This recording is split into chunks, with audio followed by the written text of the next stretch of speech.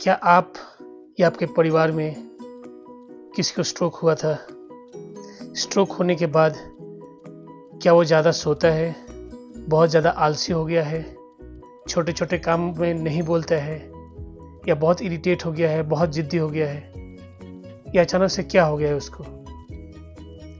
ये ऐसा सवाल आपके मन में बहुत बड़ा होगा कि वो बहुत आलसी हो गया है, निकम्मा हो गया है, काम नहीं करना चाहता है, राइट? नहीं दोस्तों, इसके पीछे एक कारण है। वो एक कंडीशन से गुजर रहा है जिसको बोलते हैं neurofatigue. Hello friends, welcome back to our YouTube channel Peter physio. आज हम बात करेंगे ऐसे कंडीशंस के बारे में जिसके बारे में बहुत सारे लोग जानते भी नहीं हैं। इवन जो पेशेंट इससे सफ़र करे उनको भी मालूम नहीं कि उनको हुआ क्या है।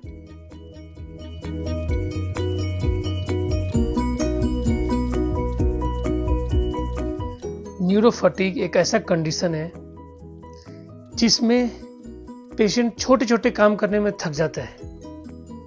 वो ज़्यादा आराम करना चाहता है, ज़्यादा सोना चाहता है। ये वो जानबूझ के नहीं करता है।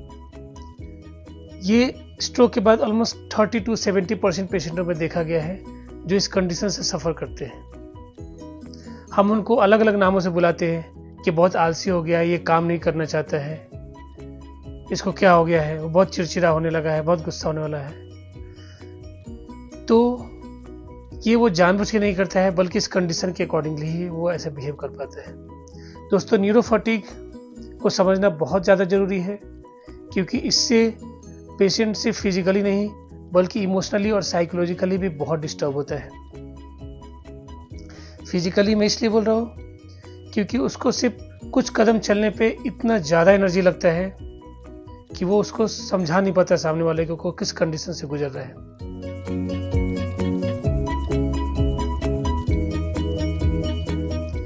साइकोलॉजिकली आप सोच के देखिए, आप खुद के बारे में सोच के देखिए कि कुछ दिनों पहले, कुछ हफ्तों पहले या कुछ महीनों पहले आप 5 किलोमीटर, 10 किलोमीटर कितना भी चलते थे, पूरे डे की एक्टिविटी करते, पूरे परिवार की जिम्मेदारी आपके ऊपर थी, आप बहुत सारी एक्टिविटीज करते थे, राइट? कभी आपने सोचा भी नहीं होगा कि आज 2 कदम चलने के बाद मैं इतना थक जाऊंगा, या कुछ सामान उठाने के बाद, एक छोटी सा काम करने के बाद मैं इतना थक जाऊंगा, इवन मैं बात भी नहीं ले पाऊंगा ठीक से। तो सबसे बड़ा प्रॉब्लम क्या है कि पेशेंट को ये भी नहीं मालूम कि वो कितने दिन में ठीक होने वाला है। ये 1-2 दिन की बात नहीं है। उसको, पेशेंट को भी नहीं मालूम है, ना इवन मेडिकल प्रोफेशनल्स को मालूम है कि कितना टाइम लगेगा इसको ठीक होने के लिए, इस कंडीशन को, राइट? तो पेशेंट सोचिए कितना ज़्यादा सफ़र करता है साइकोलॉजिकली। वो रोज एक नई जंग की तरफ जाता है, रोज उससे लड़ता है। उसको पता भी नहीं है कि ये जंग, ये लड़ाई कब खत्म होगी। तो उसकी जगह पे खुद को रख के सोचे उसको कैसा फील होता है। इमोशनली इस कंडीशंस के बाद बहुत पेशेंट इमोशनली अनस्टेबल रहते हैं। अनस्टेबल नहीं बोलेंगे, बट मूड स्विंग्स बहुत ज़्यादा होता है। मीन्स कभी छोटी सी बातों पे खुश भी होते हैं, बहुत ज़्यादा गुस्सा भी हो जाते हैं, और इवन बहुत सारे केसेस में बहुत ज़्यादा जिद आ जाता है उनके अंदर। जिद आने में सबसे बड़ा कारण फैमिली मेम्बर्स का है। Sorry to say that, but इसमें सबसे बड़ा रोल फैमिली मेम्बर का है। हम उनकी कंडीशन को समझ ही नहीं पाते हैं। हम सिर्फ बोलते हैं कि करो करो करो, कितना करो, क्या हो रहा है उसको। आपके रास्ते में हम 2-4 कांटे रख देते हैं, आपको बोलेंगे चलो, आपको मालूम है चुभने वाला, मेरे पैर में दर्द होने वाला है, आप चलोगे? नहीं, वो रोज उस कांटों से गुजरते हैं, रोज उनको तकलीफ होता है, रोज पेन होता है, फिर भी वो करते हैं। उनके पास होप है कि मुझे ठीक होना है। हमको उनको इनकरेज करना है। इनकरेज एक फेज वाइज में करना है। छोटी छोटी अचीवमेंट पे हम उनको शाबाशी देनी है, उनको बोला बहुत अच्छा किया। हम अपना गोल इतना हाई रखते हैं कि हम पेशेंट से उतना ही एक्सपेक्टेशन रखते हैं। तो हमको उनकी कंडीशन को समझ रखना है। वो 2 कदम भी चलना उनके लिए बहुत ज़्यादा एनर्जी लगता है। उनके लेग्स बहुत हेवी फील होते हैं, उनके शोल्डर पेन होता है, उनके हैंड के मूवमेंट्स नहीं होते, एंजाइटी रहता है, डिप्रेशन रहता है, वो गिर न जाए, मुझसे छोटी छोटी काम में क्यों नहीं हो पा रहा है, मैं पहले इतना एक्टिव था, ये सब काम अब क्यों नहीं कर पा रहा हूँ। पेशेंट बहुत ज़्यादा डिप्रेस होता है, उसको हर पल एंजाइटी होती है कि मैं खड़े होते समय गिर ना जाऊँ, मैं चलते समय गिर ना जाऊँ, मेरा बाथरूम बेड पे ही ना हो जाए, राइट। तो आप इस चीज़ को समझे, पेशेंट के साथ उसके अकॉर्डिंगली ही बिहेव करें। और जिनको भी स्ट्रोक हुआ है, मुझे आपसे ये बोलना है कि आप आपके खुद के एडवोकेट बने, खुद के जज बने, किसी और को जज ना करने दें। किसी ने बोल दिया कि आप नहीं कर पाओगे या बहुत ज़्यादा कर पाओगे, तो उसकी सुन के ना ले। आप, आपकी कैपेसिटी आपको मालूम है, आप आपके अकॉर्डिंगली कर सकते हैं। एडवोकेट इसलिए बोला मैं, आप अपनी बातों को समझाए, आप किस कंडीशन से गुजर रहे हैं, आप अपने घर वालों को, आपके दोस्तों को जो आपसे जुड़े उनको समझाए, तब वो समझ पाएंगे, राइट। तो मुझे इस वीडियो के थ्रू यही बोलना है कि आप इस कंडीशन को समझे। पेशेंट का सिर्फ फिजिकल इंप्रूवमेंट सफिशिएंट नहीं होता है। फिजिकल इंप्रूवमेंट के लिए आपको उनको साइकोलॉजिकली समझना है, आपको उनके इमोशंस को समझना है।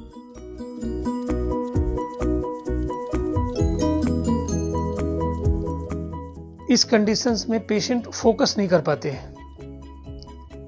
मतलब हम उनको छोटा सा टास्क देंगे, ये करो या ये रीड करो या राइट करो, वो फोकस नहीं कर पाते। हमको ये बात भी ध्यान में रखना है। तो उनको इसमें डिस्टर्बेंस होता है, वो थकते हैं बहुत जल्दी। सिर्फ फिजिकली नहीं, आप उनको कुछ मेंटल एक्टिविटी भी देंगे करने के लिए, उसमें भी वो थक जाते हैं। तो इस बात को हमको ध्यान रखना है। कुछ चीज़ों को हमको फॉलो करना है, पेशेंट को कुछ फॉलो करना है और कुछ उनसे जुड़े हुए लोगों को फॉलो करना है।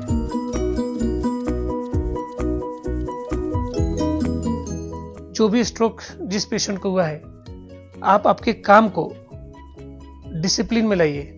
आपको क्या करना है, अगर आप इम्प्रूव हो गए थोड़ा सा या कुछ अच्छे से इम्प्रूवमेंट, आप घूमते हैं, चलते हैं, छोटे छोटे काम कर लेते हैं, तो आप उसको प्लान कीजिए। आज आपको क्या करना है, कल आपको क्या करना है। बहुत ज़्यादा हाई एम लेके नहीं करना है, मीन्स जो आप कर पाएंगे वो कीजिए। जब भी आप थक जाते हैं आप रेस्ट कीजिए, बट कंसिस्टेंसी रखिए। अगर आपको वॉकिंग में डिफिकल्टीज है या आपका इम्बैलेंस होता है, हैंड में मूवमेंट पे पेन होता है, आप फिजियोथेरेपिस्ट से कांटेक्ट करें। आप वो अपने आप को इम्प्रूव करें फिजिकली और एक्टिविटी करते ही रहे। न्यूट्रिशन डाइट बहुत ज़्यादा ज़रूरी है। वाटर इनटेक हमेशा एक अच्छी क्वांटिटी में करते रहें। स्लीप इज़ वेरी इंपॉर्टेंट, सोना है आपको ज़्यादा। स्लीप डिस्टर्बेंस बहुत ज़्यादा होता है स्ट्रोक के बाद। अगर आपको स्लीप डिस्टर्बेंस कंटिन्यूसली है तो आप आपके फिजिशियन से कांटेक्ट करें और कुछ मेडिकेशंस ले आप, जिससे आपका स्लीप रेगुलेट हो।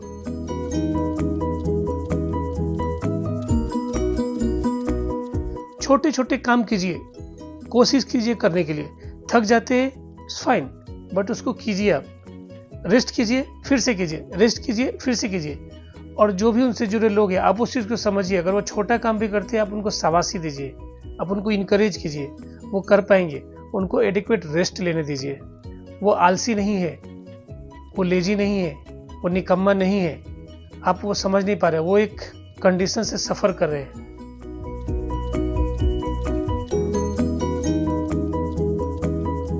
जो स्ट्रोक हुआ है या उनके जो रिलेटिव है, आप आपके एक्सपेक्टेशन को थोड़ा लिमिट कीजिए, थोड़ा कंट्रोल कीजिए।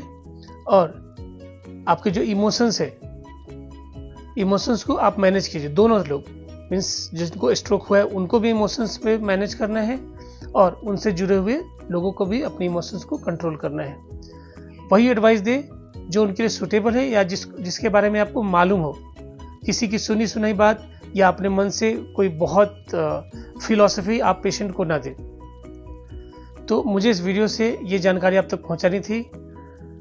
ये वीडियो अगर आपको बहुत अच्छा लगा हो, आप इसको प्लीज़ लाइक करें, सब्सक्राइब करें चैनल को, और आप प्लीज़ इसको शेयर करें ताकि ये जो भी स्ट्रोक से सफ़र कर रहे हैं या उनके रिश्तेदार हैं, ये उनके काम में आ सके। Thank you friends for watching this video. Please subscribe it. Thank you very much. Thank you.